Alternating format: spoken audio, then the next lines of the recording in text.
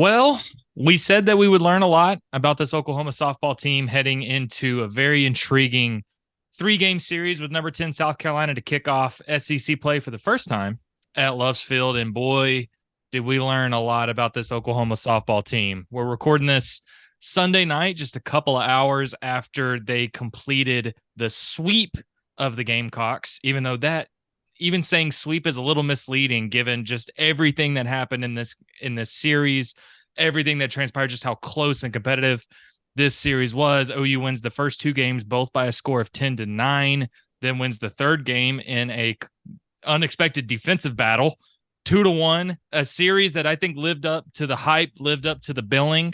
We are here to break it all down on this first ever softball edition of Quick Slants. My name is Jesse Crittenden. I am joined by Brian Clinton. And Brian, one of my favorite things, getting into the post-game room today after the doubleheader, Patty says, my feet are killing me. My legs feel like they're about to fall off. She was like, I'm exhausted. I can't imagine how these players are. And I got to tell you, sitting in the press box, man, I'm exhausted. And I wasn't even in the game, but just, I mean, 3 games that OU wins by one, a total score of 22-19. Just, we talked about it on the Oklahoma drill earlier in the week that this was going to be a fascinating series. And just what are your thoughts as we get through this 3-game series here? That was the most entertaining regular season series that I can remember Oklahoma playing in, even through this, 4-year stretch of winning national titles. Like, this one was legitimately back and forth trading haymakers. And then, like you said, it takes a total just out of left field uh, going defensive in the last game. It was a lot of fun. It was fireworks. Yeah. It was absolutely fireworks through the first two. It lived up to it, man. And South Carolina is a good team. That is Really a good. very good softball team. That's a World Series team. Yeah, It is. they're incredible. I think, to me, Oklahoma showed it still somehow has that same DNA. I just It's crazy to say it. There are certainly issues that they're going to have to work through, which I'm sure we'll get into. But I was very, very intrigued with how the offense played and was able to fight back when they needed to. God, there's so many things that we could touch on. You kind of mentioned, I mean, it's those first 2 games are almost identical. Then you get a Yep. complete flip in that third game. OU finds a way to win, a couple of offensive explosion games, and then they win that third defensive game. Just to put into reference just how hard fought this game was. The first 2 games for South Carolina, 21 hits, 18 runs, and 5 home runs across Mm. those first 2 games. And Oklahoma finds a way to win both those games. And God, there's so many things we could touch on, but I think, and you mentioned it before we started recording, you don't get the big moments from Ella Parker, Cassidy Pickering, some of the known suspects. But to me, Brian, there's so many individual players that we can talk about, but there's 2 here I want to talk about offensively. And that's Nelly McEnroe Marinas and Gabby Garcia. Yeah.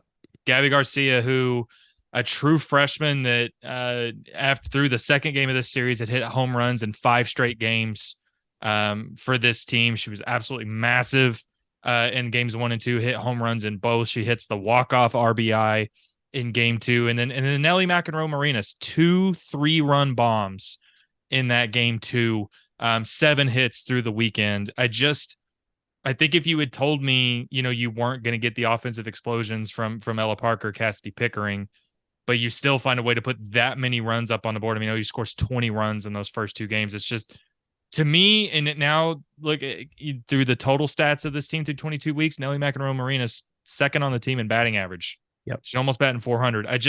Those 2 players specifically, or anybody else on this lineup, what stands out to you, and what does this mean for a couple of players like that?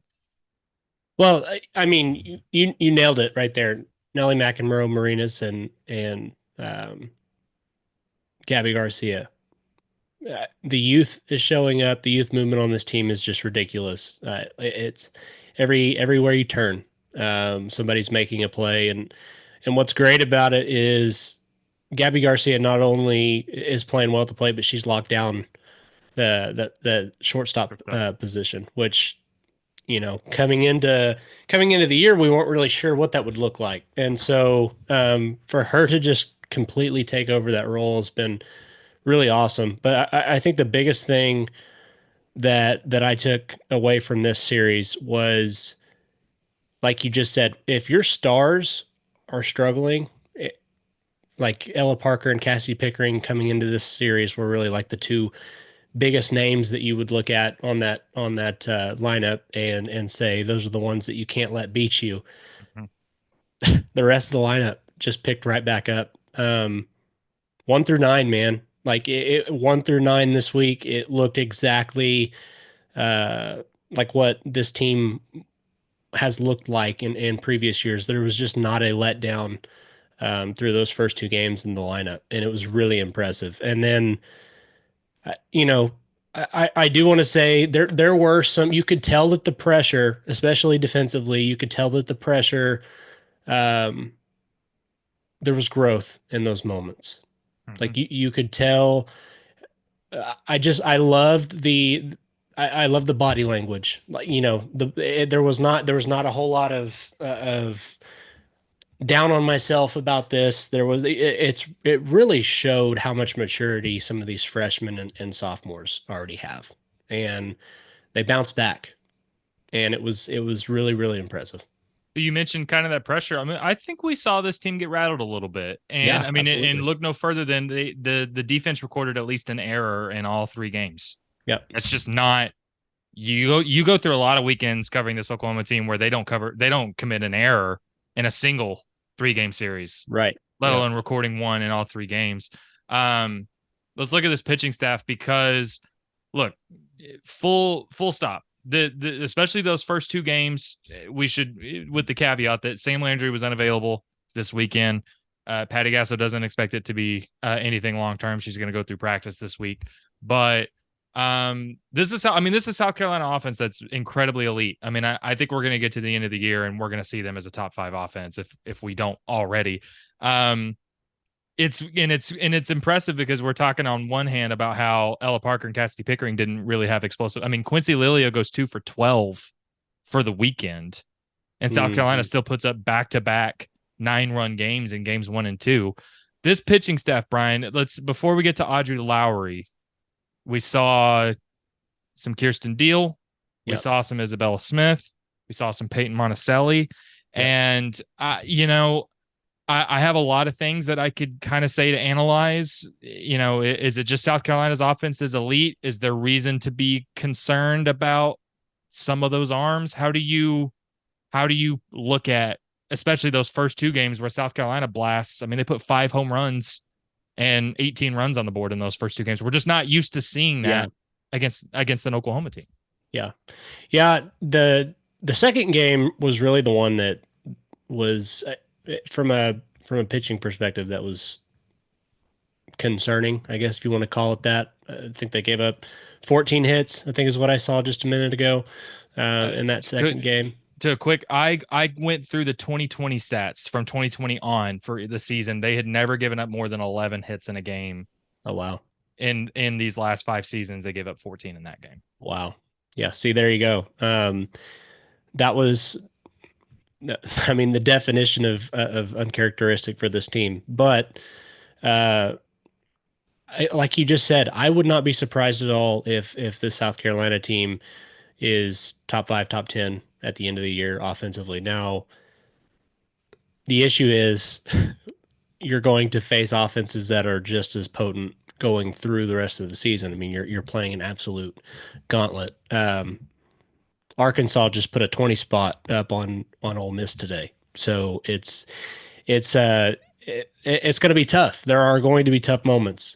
I do think we had talked about Sam Landry being this team's ace coming into this week, and that she was probably the best.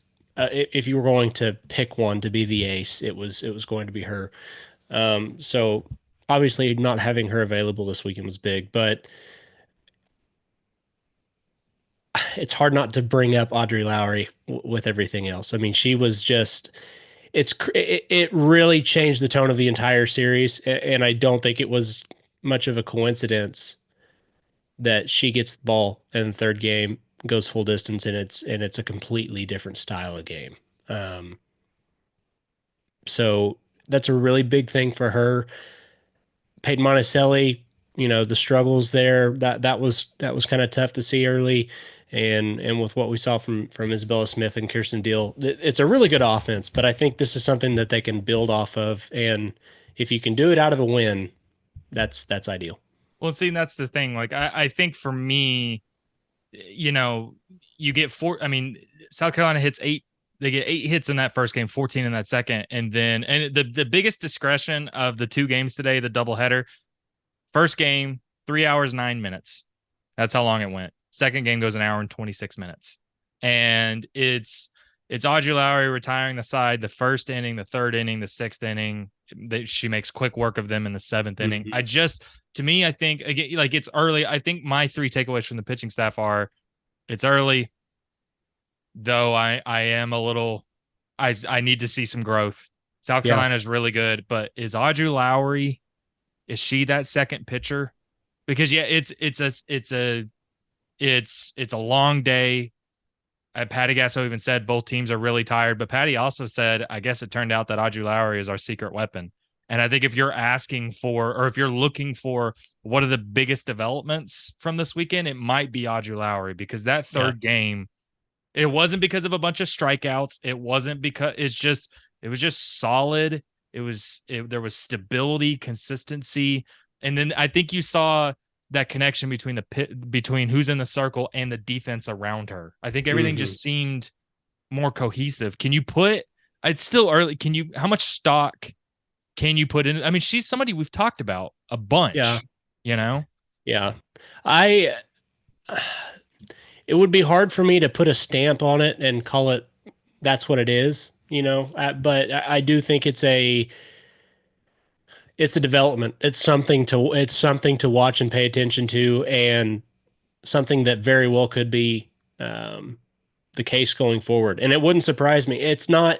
I mean, we are looking at a time where across college softball, freshmen are playing vital roles more than ever. And it wouldn't be surprising at all if Lowry ends up being that number two. But um, I would expect some bounce back from somebody like Isabella Smith, just extremely experienced. Not particularly at this level, but still, it's all the same. You're still throwing the ball the same way. I think there will be some bounce back from her, but yeah, it looks right now. I would say Sam Landry is your one, and Audrey Lowry's pretty well and head in advance being number two.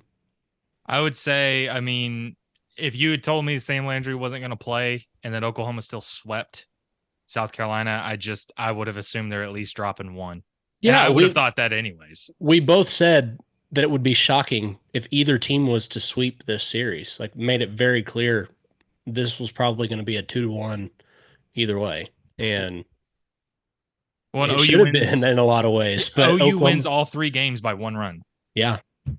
What'd you say? 22-19 was the 22 yeah. 19. Yeah. And there were moments in, especially those first 2 games, and even that third game. I mean, the way OU scored those 2 runs in the first inning were not like incredible base hits. Right. They were kind of weird sequences. Even the Cassidy Pickering score at home, like the whole, like it kind of looked like both teams were sort of running out of gas. And that's Yeah. kind of how that, if whoever's watching it, if you haven't seen the play that Cassidy Pickering scores on, go watch the play. I mean, Patty even said it was kind of embarrassing, was a little awkward, and it kind of was a little Yeah. awkward. Yeah. Um, Yeah. I think, but ultimately, to kind of sum it up here, Brian, I think we're looking at a team now that is 22-0. I think this weekend is going to put Oklahoma back on the national radar for a lot of people. Um, what has what either stands out to you about this weekend the most? What stands out to you about this season that we've seen so far? And what does this victory mean for this team? Just give me, take it away. 46. That's the 46 home runs on the year. That's what continues to just surprise me. Like this team is hitting the ball hard and deep and continues to do so at a rate that we kind of thought would fall off after the first couple of weekends. And really, honestly, the last 2 weekends have been more impressive. They seem to have just gotten better and better. They're not putting the ball in play a lot of times. Like they're just leaving it, no doubt. But I mean, we didn't think at the beginning of their 4-year run that it was sustainable play for a little bit, and then it just became what it was. Is this what this team is capable of? And they're all freshmen and sophomores right now, outside of Sidney Sanders. Like it's just absolutely wild that this team just continues to keep up the same pace, the same level of output. And I mean, here they are still. I don't know where they sit with 46 home runs, but I would imagine that's right there near the top still. So pretty wild. I'm glad you mentioned the 46 number because I just would have never dreamed not only 46 home runs on the season, but that OU would hit 7 this weekend. It's just Wild. It's like you said, I wouldn't have thought that's sustainable. It might be. It might be. And the fact that Oklahoma could win those 2 offensive explosion games and then win a third game that's defensive oriented, that might be the biggest takeaway for me is winning 2 different types of games in the same weekend for a team that's as young as this one. They head to Tulsa, I think, on Wednesday for a midweek, and then a trip to Fayetteville, Arkansas for a 3-game series against the Razorbacks that I think in some ways is going to be almost as interesting as this weekend was. Yeah. It's first road series in SEC play. I mean, Arkansas is plenty explosive offensively. Yeah. Yeah. It's going to be a lot of fun. We'll have you covered here on the OU Insider YouTube channel. Make sure to like and subscribe if you haven't done so already. Head over to OUinsider.com where you'll read all kinds of softball coverage from me this weekend, from Brian and I throughout the week and throughout the season. Appreciate you guys as always. This has been a softball edition of Quick Slants. We'll see you guys next time.